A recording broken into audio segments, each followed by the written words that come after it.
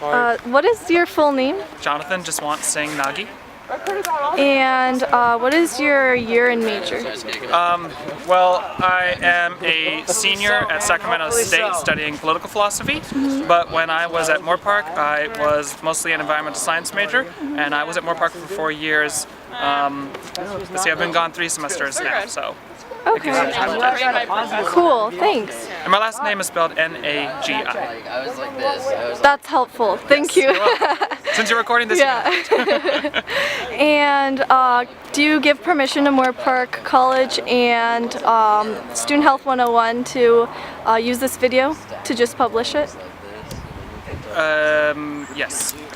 Okay, cool. So what's the conversation like here in this Lot B where only the smokers can stay? So, you know, everyone here is pretty upset by the fact it sounds like in August or so they're going to, you know, not allow students to smoke on campus, period. To say something on that, if you have a bunch of smokers smoking on the other side of the road, it doesn't look good for the campus either.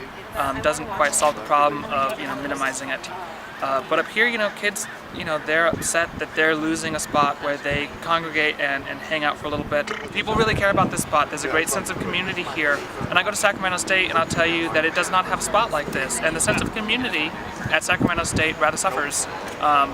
Even just people who aren't smokers. All right, there isn't a sense of community here. Whereas at Moorpark, you have that. So, you know, to ostracize any one community is really not against your own interests, in my opinion.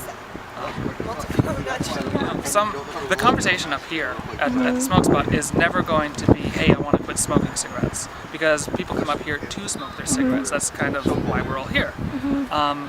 And so, you know, trying to push awareness in an area like this doesn't help, because the, you know, kind of mob mentality of it is, oh no, we're smokers, we're gonna be smokers, and that's kind of it.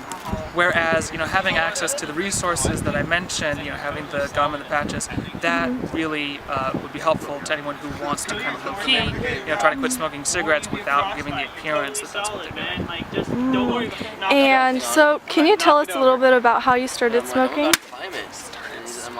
You know, growing up, for example, you're always told don't do drugs, don't do this, don't do that, and definitely like in the house I was living in, you know, you never would have gotten away with it.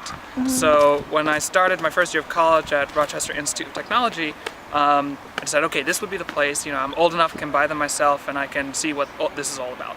I've been smoking ever since. I haven't tried to quit because I figured there's a whole lot of other things I'd like to do, and that's one added layer of stress I'd like not to have.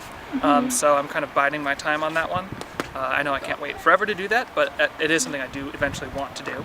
Well, for people who are thinking of starting, I will just tell you to not start.